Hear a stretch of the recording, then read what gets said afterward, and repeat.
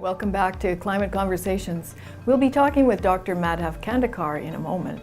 But first, an update on important news. A Korean economist has been elected as the new chief of the UN's climate change panel. Hoesung has vowed to build bridges with the developing world. Dr. Lee is an interesting choice in that it seems the Climate Change Center of Policy is making a shift from Western Europe to Asia. That's my view. Dr. Lee is an energy economist. Many hope that this means the IPCC will take a more practical view of climate change policy than the ideological view held by most environmental groups and activists. Dr. Lee is on the advisory panel of the Asian Bank and also on the board of the Global Green Growth Institute, which has offices in South Korea and in Abu Dhabi, United Arab Emirates.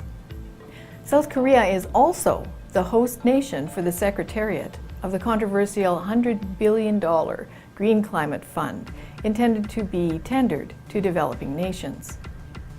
Canadian energy economist Robert Lyman has contributed a thought-provoking commentary on this fund for Friends of Science entitled, "Who Cuts? Who Pays? Show Me the Money." Now, let's talk with Dr. Madhav Khandekar about this shift to Asia. Dr. Khandekar, you're an expert on monsoons, and we've recently heard media stories that there's terrible flooding and very extreme heat waves that precede the monsoons. Is this out of the norm? Can you comment? Well, I think I have always felt that global climate is a huge jigsaw puzzle, and you have to put all these pieces: Indian monsoon, El Nino, its reverse or its counterpart called La Nina, and its impact on global climate and on Indian monsoon or broader scale Asian monsoon. I have a endemic interest in the summer monsoon over India. As I grew there, I have seen several summer monsoons, some very wet, some dry, some extremely dry. The heaviest, wettest monsoon I recall was 1961. And in the 200-year data set of excellent monsoon data set, 1961 still stands out as the wettest monsoon in a 200 years. Well, can you give us an idea of how the monsoon works? What is a monsoon? I think most of us here in Canada probably have a very foggy notion that it's some kind of a rainy winter, and that's about it, the opposite of our snowy ones. Can you explain? Now, you might ask, why study monsoon? Yes, good question. I think Indian monsoon, and by extension South Asian monsoon, impacts anywhere from 3 to 4 billion people on the earth. 3 to 4 billion people. Well, that's a figure that most of us don't really think about over here in the West with our paltry millions. So how is the population affected by these monsoons? For these people living in Southeast Asia, say from Pakistan to Bangladesh to India to Indonesia to Vietnam to Sri Lanka to Myanmar to Philippines, monsoon, summer monsoon, also winter monsoon is the only climate element year by year by year.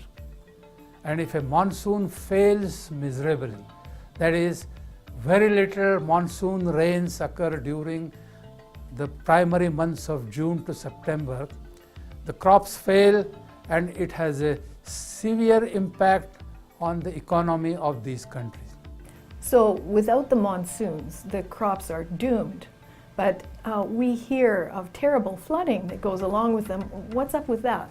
On the contrary, if the monsoon is good, even to the extent of being a flood monsoon, it does help crop production.